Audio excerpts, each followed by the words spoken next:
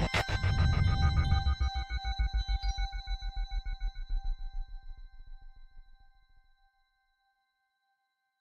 radio TV. This is your host James, and I'm super excited to have a returning guest today. We're going to be talking to author and researcher Andrew Collins. He is doing the Origins conference, as most people will know, at the Capricorn Radio Network, and we'll talk a little bit about that when I bring Andrew on. We are here to talk about a little update today, and this fascinating bone plaque. I think this has got to be one of the most interesting artifacts and the coolest, not so much in the nature of what we're going to talk about, just the fact that this thing exists, just the fact that this little artifact is in the record, and we'll get into how it was discovered and the analysis of it. But let's bring on our guest. Hi, Andrew. Very welcome back to the show. Good afternoon, James. Great to see you again, Andrew. Glad to be back. Great to see you, Andrew. I just loved the newsletter you sent out, and I actually wasn't aware of this little bone plaque. Tell us, first of all, maybe you can hold up a picture for the audience so people can know what we're talking about, Andrew. Tell us where this thing was discovered, the backdrop to this, and the exciting imagery that's on this, Andrew. Okay, well, as you know, we do tours to Göbekli Tepe and the surrounding area, myself and Hugh Newman of Megalithomania. And we were with a tour group in September. And we'd gone to Sanliurfa's new museum, which is about 8 miles away from Göbekli Tepe, and it's got a massive display of portable objects from Göbekli Tepe and various other, so-called pre-pottery Neolithic sites in the area. And we'd actually done the whole thing, and we were outside. And one of the ladies said, I missed such and such. Did you see it? Was it in there? And I said, okay, look, we'll go back in. I'll show you where it is. So we walked back into the museum. Everybody else was having lunch by this point. And we went into a side room. And I pointed out the object that the lady wanted to see. And with me was Hugh Newman and a friend of ours who'd come along on it by the name of Matt Smith. And Matt has got incredibly keen eyes because he was looking in one of the cases, and there was a tiny bone plaque, no more than about 6 centimetres in height, about 2.5 centimetres in width, and it had a little bit of imagery on it. Now, I looked at this, and I'd been in the museum on various occasions before, and I'd never noticed what was actually on it. Basically, because my eyes are not that brilliant. But he said, "Look at that." He said, "On there are 2 T-shaped pillars." I said, "What?" So both Hugh and myself looked at it and couldn't believe what we were looking at. Stupefied. But beyond that, just a glance showed us that in between those 2 pillars was a very deep pet mark right in the centre, which you can see, if I can show you it on this form here. Oh, yeah. You can see it clearly there you go. The deepest pet mark, and the fact that there's a couple of lines each side of it suggested that it was a representation of what we call the Sohol stones in enclosures C and D at Göbekli Tepe. Now, these are in the position that you would find, let's say, the altar in any other temple. So instead of like a box-like altar, they've got these cut and dressed stones with deep holes penetrated through them. And quite clearly that was what was being shown on the bone plaque. Now, we'll come to other aspects of it as we go along. But what was quite clear is that the artist that had drawn this was representing the twin central pillars that are found at the centre of all of the key enclosures that have been uncovered so far. But they're actually shown on the one by side like this, side on. Now, normally they are edge on towards the entrance into the enclosure as they approach from the south. Sure. And it may well be that this is an artistic license. In other words, the artist is trying to emphasize what is being shown here. But it's quite clear that what you have here is a snapshot of what would be seen as you approached from the south towards these twin central monoliths, like those found in enclosures C and D, and in various other of the structures there.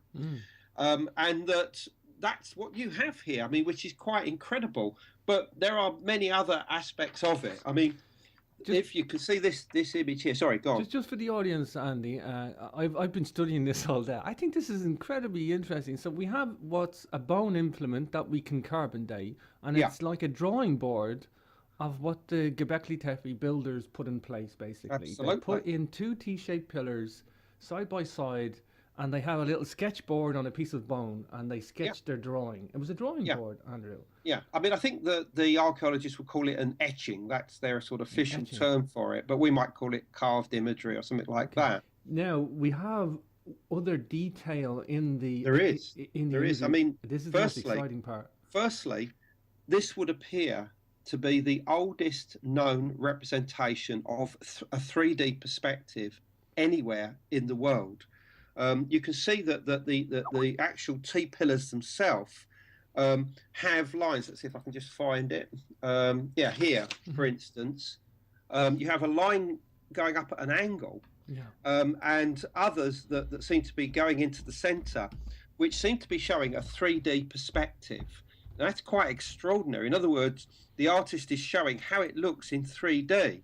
But more than that, you have in the middle these lines converging that give a strong impression of a human figure standing between the twin pillars themselves.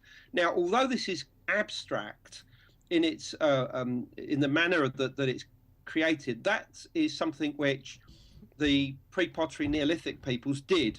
I mean, for instance, at Navali Chori, at the extreme northern end of Sanliurfa province, a life-size human head was discovered there that has a bald head, but this ponytail at the back. The ponytail doubles up as a serpent, but also the head of that serpent looks like a mushroom head. So you've got like three different things overlaid on the same thing, and it looks like it's the same here. You have these converging lines that give the impression of a human figure standing between the pillars themselves, and I don't think that's coincidence. But even beyond that, if you can have a look at this image here, this is just an outline that was done by the engineer Rodney Hale.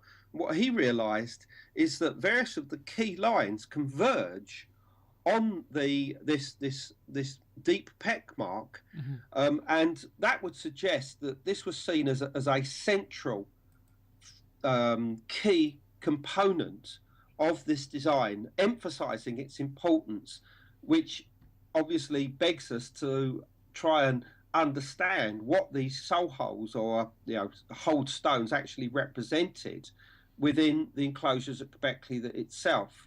And just before we finish here, you'll also see that there are three deep pet marks on the top of the plaque itself, and that these were looked at, and bearing in mind that that if the enclosures are facing towards the north, towards the soul holes through the twin central pillars, they align perfectly with the setting of the bright star Deneb in the constellation of Cygnus, a celestial bird, in the epoch of their construction. And this has recently been confirmed by two Italian archaeoastronomers, and published in a peer-reviewed journal in January, showing that the main focus of attention for the main enclosures at Göbekli Tepe was definitely Cygnus. And I mean, this is big news in its own right. But what's interesting is that those three deep pet marks, which have been closely examined in about 20 different pictures from two different sources, are in the exact astronomical positions of the three wing stars of Cygnus. Now, obviously some people might say that's purely coincidental, but I would like to think that that this has some kind of meaning, particularly as this is exactly the way you would be looking from the south to the north towards these stars as they came down to set.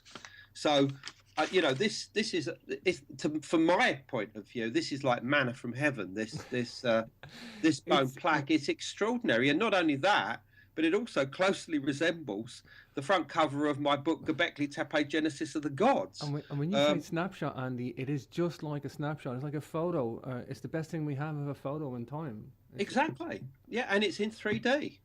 Yeah, it's extraordinary. I mean, you can't make this stuff up. I mean, it's just remarkable. And of course, obviously, I've done articles on it. And as we're speaking now, I'm actually doing an academic article, which you can see here. I've just been correcting it, which I've entitled "First Pictorial Representation of Göbekli Tepe T-pillars found on tiny bone plaque," and that will be going up very shortly. And people are quite welcome to a PDF of that, and that expands the articles which I've already done on the bone plaque for Ancient Origins website, and also for the Graham Hancock website. Sure. Andrew, you've got a newsletter on this. People can get that on Facebook and on andrewcollins.com. You've got this information all publicly available. This is hot news, Andrew. Definitely hot news. I mean, if I'm not mistaken, I think the oldest representation of the night sky is the Nebra sky disk. But if this is true, this would kick this back eons. Yeah, I mean, obviously there are various painted caves in southern France that depict abstract imagery that has been interpreted, and probably correctly, as celestial scenes. But this is clearly something that is showing 3D activity going on in one of the cult buildings or enclosures at Göbekli Tepe, perhaps as early as 9,500 BC. And this is extraordinary, and I don't understand why there is nothing about this bone plaque anywhere. I mean, I'm sure somebody will come forward eventually and say, "Oh, I knew that all along." But if they did, why didn't they publish on it? I've got virtually every article that's ever been done on Göbekli Tepe.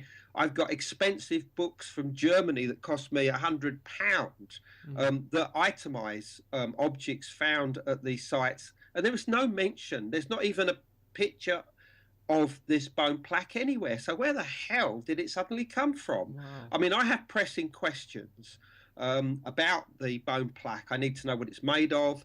I need to know whether there's anything on the other side. Remember, that's a possibility. I need to know where exactly it was found, and obviously when. That's the big one. We need these questions answered, and I'm in touch to a degree with Lee Clare, the German archaeologist that's in charge of excavations at Göbekli Tepe, and I've just notified him of the article that I've done. Now, he's the sort of guy that sees me as a meddling amateur who shouldn't really even be talking about these sort of things. They should be left to the professionals, but I don't care. I mean, the article that I've just finished is very scholarly based. It's completely referenced, and I think I've got something important to say about this site.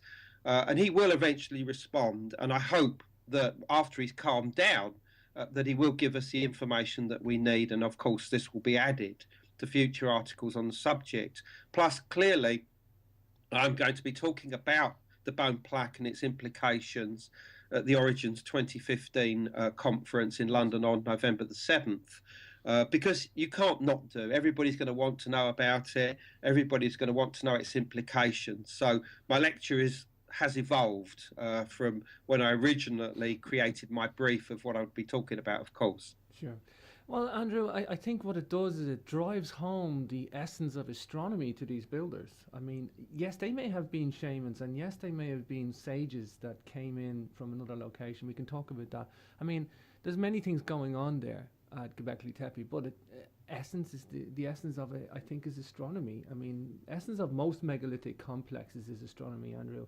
And I think you can say, this site is aligned to this way and it's that way, and there is some sort of interpretation, but there's also a conceptual argument and a backdrop to all alignments. So, I don't think you just open the door and say, well, this one's aligned to the east and this one's aligned to the west, and you just everybody have a field day for making up alignments. I think the alignments have to have a backdrop and some sort of You know, Context. context. And if you have that context and then you have it backed up with some bone plaques, I mean, sorry, this is really driving it home for me, Andrew. Thank you. Well, okay, the problem is, just as you said, Göbekli Tepe was only discovered in the mid 1990s. The world only really got to know about it in the 2000s. So, not much really has been established about its function, the beliefs and practices of those who would have, constructed the place and maintained it and used it for religious purposes. So it's an open field, which allows people like myself, who have obviously been looking into this particular culture for 20 years. I mean, I was talking about them and the other preparatory Neolithic sites in the area in my first major book, From the Ashes of Angels, in 1996. Yeah. So I've been onto all of this. And of course, as soon as I knew about the discovery in Göbekli Tepe in the year 2000, I realised how important this was. And even Graham Hancock has several times said to me, he said, Andy, he said, you were onto this before anybody else, full credit to you. And that's one of the reasons why he wrote the introduction to my book, Göbekli Tepe, Genesis of the Gods, because he felt that I'd earned that, in the sense that, you have been onto this. You are the guy, the come-to guy for knowledge and information about Göbekli Tepe. So, I am giving you my hand of acknowledgement by doing this introduction. Yeah. No doubt, Andrew, you are a discoverer. I've heard several other authors in the field refer to you as a discoverer. You like to get out in the field and do that, Andy, and I credit you for that. It's one of the things I like about you, Andrew. You just get out in the field, and it's all about getting involved and looking for this stuff. And like you say, it's still coming in. How many bone plaques could be in the ground out there, Andrew, with other little skateboards? Well, I mean, there's two others next to this one, although their imagery is much simpler. It's zigzag lines and things like that. I mean, clearly, we'll have a relook at all of these in the future. But it wouldn't surprise me if the artists that created that didn't do this alone, and that there are other similar plaques to be found there. Maybe even a sequence. Maybe this is almost like the Da Vinci Code of the Göbekli Tepe era, basically. Wow. I think so, Andrew. Andrew, maybe we won't go too crazy, but we'll have a little chat about the critique on Magicians of the Gods. I think it's fair that the Göbekli Tepe is going to be talked about now. There's going to be so many people get involved because it's almost in the public consciousness now. It's soaking in fast and furious into. It's like, who's not talking about Göbekli Tepe now? People that never liked history before is talking about Göbekli Tepe, but I think with Magicians of the Gods is going to get a lot more attention. Well, it's going to be a bestseller all the way around the world. It certainly reached number 3 in the Sunday Times bestseller list a few weeks ago, and I presume it's still riding high as we speak. And it's going to carry these subjects to an incredibly wide audience. Whereas my books will go to maybe a few tens of thousands, Graham's will go to hundreds of thousands, if not millions of people. So I was a little put back when I did read his book, because he does acknowledge the idea that the main enclosures there could face towards the setting of the bright star Deneb in the constellation of Cygnus. And he does acknowledge that this information has recently been confirmed by Italian archaeoastronomers and published in a peer-reviewed journal. But he then just turns it on his head by just saying that behind those main enclosures is a slope, which he sees as natural. Therefore, they couldn't have seen the north. Therefore, these alignments don't make sense. Therefore, the enclosures must face south towards Orion and the bright star Sirius. Now, firstly, I've shown that these ideas to do with the south are based on false impressions to do with the site. The main enclosures uncovered so far are located in the southeastern corner of the occupational mound, or tepe as it's known there, which is about 300 by 200 meters in size and about 15 meters in height. And Graham, unfortunately, is actually quite wrong here. The slope behind the main enclosures is purely artificial. This is accepted officially by the archaeologists and is even written on a sign board at the site itself. It is rubble, it's imported earth, it's stone chippings and human refuge. All of these were used as infill to cover over the enclosures that were decommissioned and others opened and built and opened in their place. And at least another 20 major enclosures await discovery beneath that tepe, and many of those are actually going to be on the bedrock at other parts of the hill, and there's no reason at all to suggest that the view was obscured in any direction from the top of that hill. Klaus Schmidt, in a personal conversation with me, talked about the possibility of there being what he called a core mound somewhere underneath the tepe. And I said, what evidence have you got for that? And he said, everywhere's got a core mound. We'll find one eventually. In other words, he hadn't got any evidence. And he actually admitted to Graham Hancock, and this is published as part of an interview with Klaus Schmidt in Graham's book, that the ground penetration radar work that was done at 2004 could not see the base of the tepe at all, that the rubble was too thick, they could not see the deepest enclosures, they could not make out the outline of the bedrock.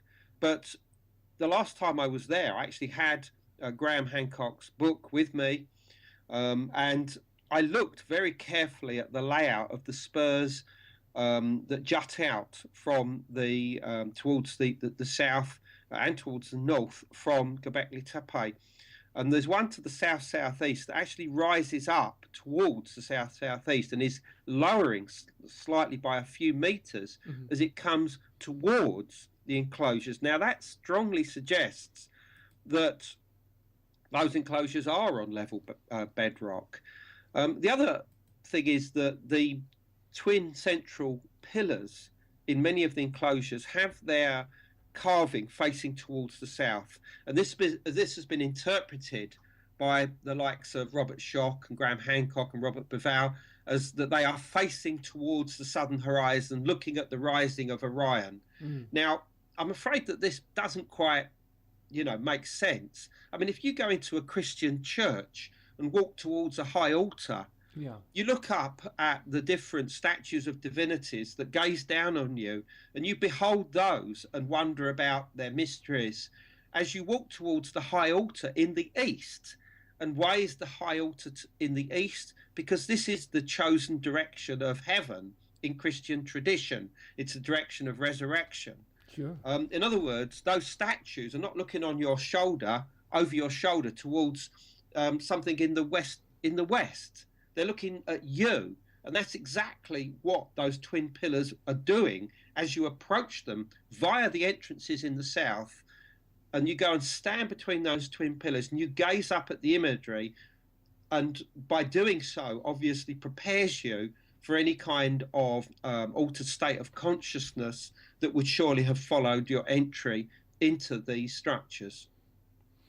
Amazing stuff, Andrew. Andrew, you have the Origins conference coming up. Just give us a little bit of the lineup for Origins. I'm definitely going to be there. I can't wait. I think this is one of the most exciting conferences I'm going to go to because of the people, the research, and there's a culmination of a few different things kicking off simultaneously on the planet at the moment with Göbekli Tepe, the launch of Graham's book, and a few other things, and Gunang Padang. So tell us a little bit about the guest lineup. And give Origins a plug, please. Okay, well, we kick off first thing in the morning. By the way, the venue is University Queen Mary University of London, which is a great venue. It's the campus at Mile End. We have a purposely built theatre for use on the day. And we kick off with Hugh Newman be talking about the origins of Peruvian Bolivian civilization. All those great mysteries to do with the Pumapunka and Tiwanaku and Cuzco have been going into the idea that there may be a greater antiquity in connection with these sites. And I mean, Hugh's been there literally dozens of times. So, you know, he's the go-to man for these sites, along with obviously our good friend Brian Forrester. And then coming in live from Java will be the lecture from Danny Hillman. Now, he's the geologist that's been doing all the great work at Gunung Padang, which is the largest and oldest megalithic structure in West Java province of Indonesia. And of course, his work there has redated the site back from about 600 BC, perhaps as to a pre-8000 period. Myself and Hugh spent a lot of time with Danny going over the site in March this year. And it's an incredible place. There's still a certain amount of questions, I think, relating to what was going on there. But Graham, in his new book, sees this as almost like the counterbalance of Göbekli Tepe out there in the east, and possibly even Sunderland, the old landmass that existed in the area of Indonesia and the Malay archipelago prior to about 8000 BC. He sees almost as like Atlantis itself, you know, the memory of Plato's, you know, lost Atlantic island. Now, I would have certain issues with that as far as Plato's account, but it's a great idea. Then a little later, we have Lynn Picnic, who will be talking all about the origins of science from the Hermetica and going all the way back to Neolithic times, which should be great. Obviously, she and Clive Prince have done some brilliant books like The Templar Revelation, which inspired the Da Vinci Code. We've also got Jim Vieira, who is the star of the TV show In Search of Lost Giants over on the History Channel. Here's the book that he's done with Hugh Newman will be available on that day. Oh, awesome. And then later, around 5 o'clock, Graham Hancock will be on for about an hour and a half, giving his entire Magicians of the Gods lecture in full. And I think that needs to be heard. I mean, it's a powerful message to humanity about the implications of a comet impact that took place around 12,800 years ago. And then last, it's myself. Wow. I should be on about 7:30 talking about all these great subjects that we've been discussing today. And the whole thing closes about 9 o'clock. And then on Sunday, I'm taking people on the Hidden Mysteries of the East End tour with my co-host Caroline Wise, looking at all of the Hawksmoor churches, the pentagonal geometry, the Ripper murders, the Jack the Ripper murders, and how all of this ended up in books by the likes of Ian Sinclair, Peter Ackroyd, and of course Alan Moore. And his work From Hell went on to be a major blockbuster, of course, with Johnny Depp. So that's what we're looking at on the Sunday, and finishing it in the Ten Bells pub, made famous because it does feature in the Jack the Ripper story, and then probably having a curry afterwards. So sounds like a good weekend to me. Beautiful. It's a fun packed weekend. I think it's really good value, Andrew. I really do. For all that for the price you get, I think it's awesome. I watched Lynn Picnic last night, funny enough, on Forbidden History. She's in that TV program in the UK, and Lynn's coming on the show very, very soon, I think, as well. So I'm looking forward to that. She looks a really interesting character, Lynn. You know, Andrew, just to recap on the bone plaque, I just think it's awesome that somebody had that in their hand and carved it like a sketchboard. You know, I just think it's a fascinating artifact and vindicates your work, Andrew, as well. I think so. I look at the evidence and let it stand to itself, and I just think it's fascinating for two reasons. Number one, that it's in the record, that it does exist, and that someone, human hand, put it in there and use it like a sketchboard. And an ancient astronomer, you know, it's like you pick up a piece of flint, Andrew, and you say somebody carved that, somebody had that in their hand in an epochs. You know, when you pick up an artifact and you get into the mindset of the person that had that, that's what captivates me, Andrew. And you just get catapulted into the past, and that's what I see when I see that bone plaque. I just think it's fascinating for that. It's just your mind wanders, you know.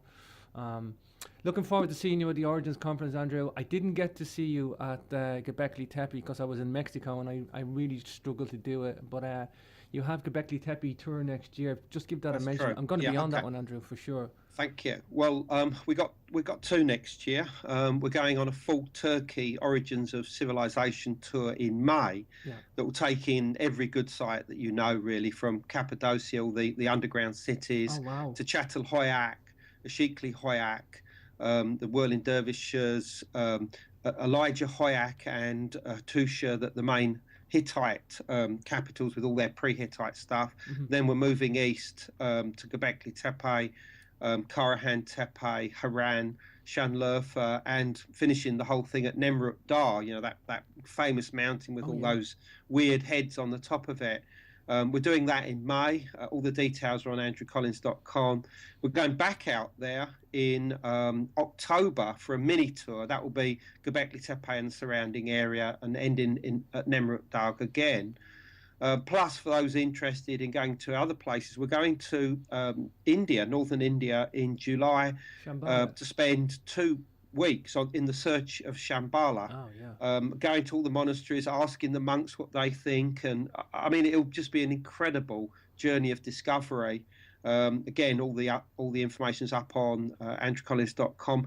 But in addition to that, in September, you and I are working with the Kemet School of Egyptology for a 2-week tour of Egypt and an additional week for those that want to bow back, and that's in September. Oh, so all of this information is there, and obviously all of it will be available at the conference itself. So plenty of things happening next year. But I want to point out, I mean, this all sounds very grand, but it's only through doing tours like this that we can discover things like this bone plaque. You know, and that's it. People think that, we do it just, for profit or something like that. But, the profit that comes from this, if there is any, is ploughed back into the research work that we're doing out there. Otherwise, we would never be able to afford to go to these places ourselves. And I think people need to understand that. But if they come with us on these trips, they have a chance, like Matt Smith did, of making an incredible discovery and his name going down in history. And he was one of the members of the tour group. Yeah. So that's so important. And I haven't even come on to the discoveries that we made, Hugh and I made at Karahan Tepe after everybody went home.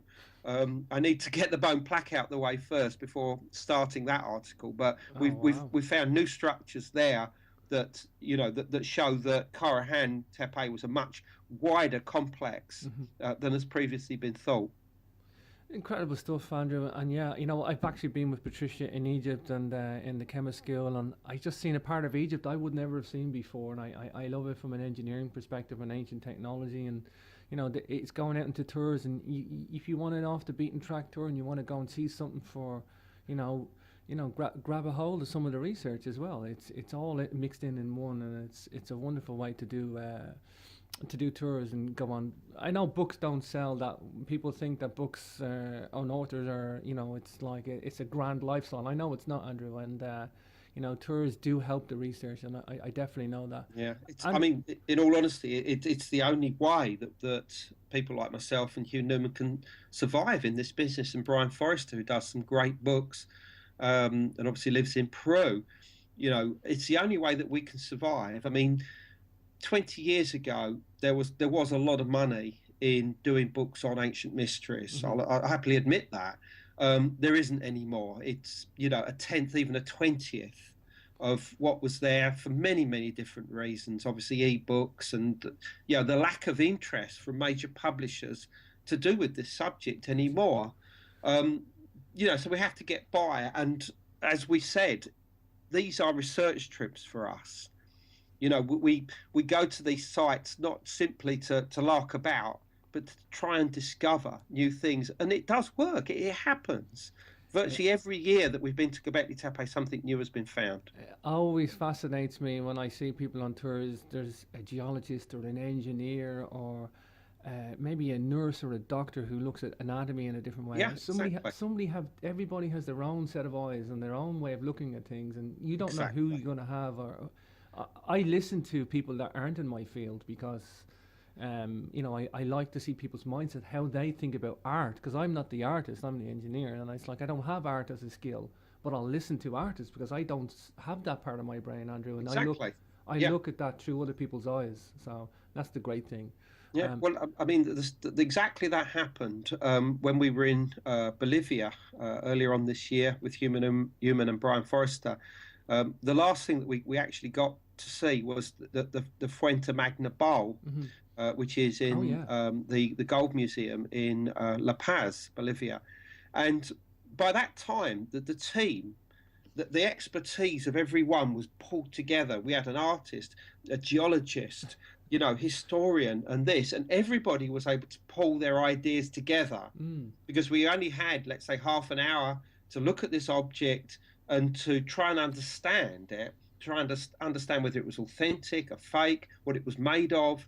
And that was a wonderful thing to be able to pull all those resources together to come up with some definitive answers. Awesome. Andrew, always fascinating talking to you. I'm just so excited for this little bone plaque. I just think it's the best ever. Go and check it out on Andrew's website, andrewcollins.com, or check out his newsletter on Facebook as well. Andrew, we'll talk to you in a not too distant future at Origins. I look forward to it. See you there. See everybody there, hopefully. Thank you, brother. All the best.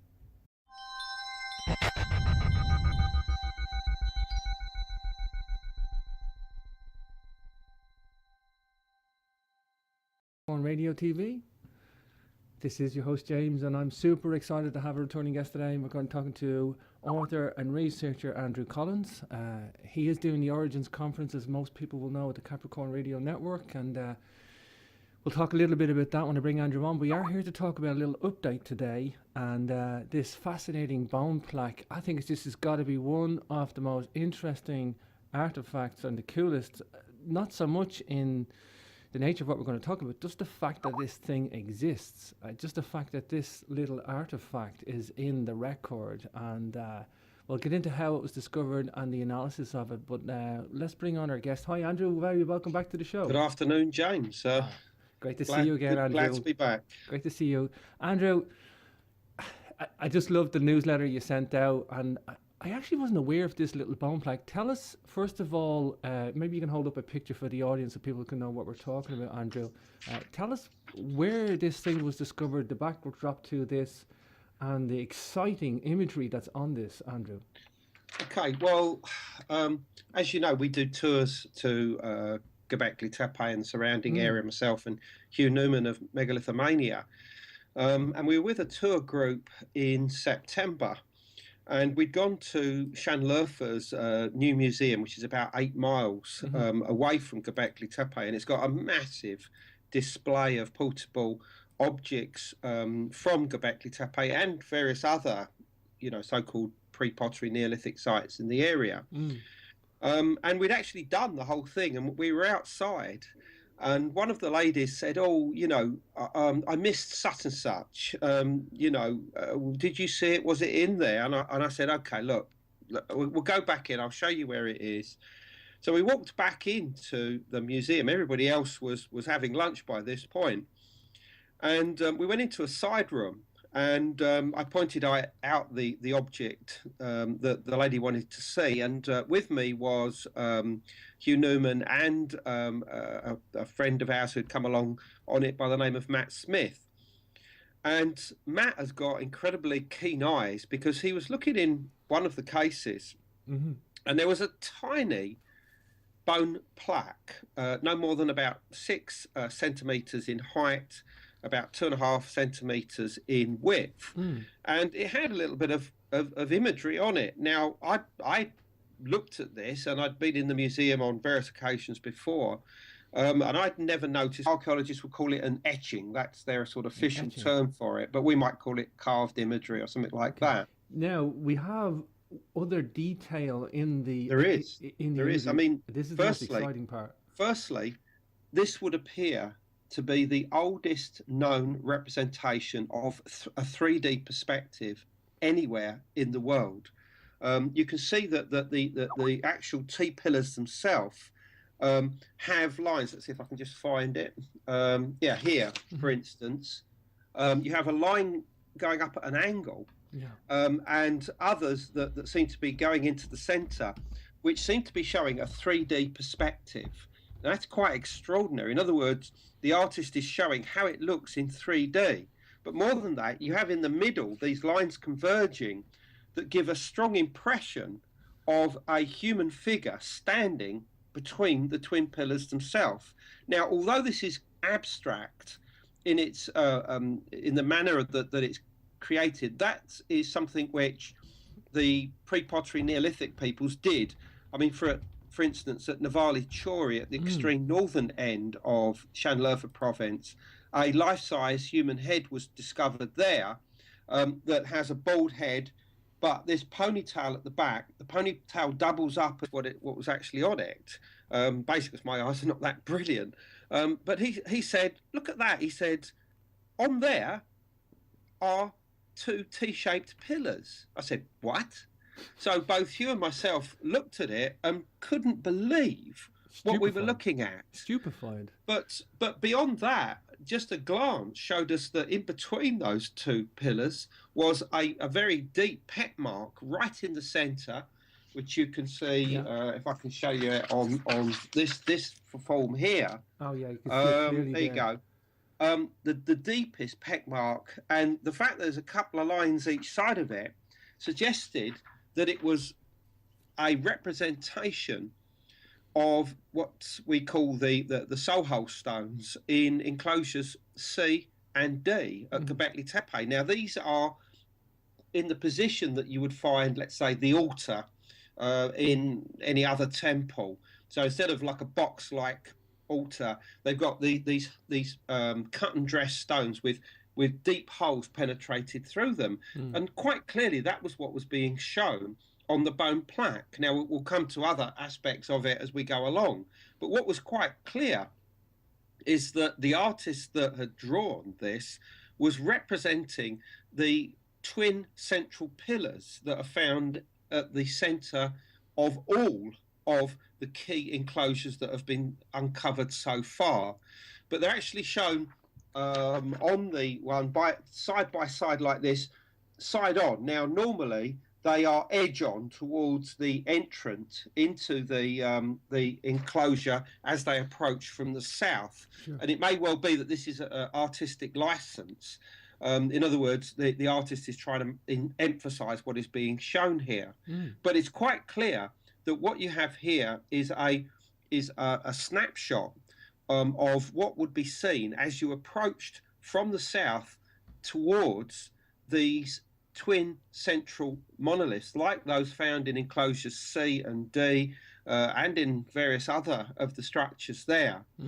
And that's what you have here, I mean, which is quite incredible. But there are many other aspects of it. I mean, if you can see this image here, sorry, go on. Just for the audience, Andy, I've been studying this all day. I think this is incredibly interesting. So we have what's a bone implement that we can carbon date, and it's like a drawing board of what the Göbekli Tepe builders put in place, basically. Absolutely. They put in two T-shaped pillars side by side, and they have a little sketchboard on a piece of bone, and they sketched their drawing. It was a drawing board, Andrew. Yeah, I mean, I think the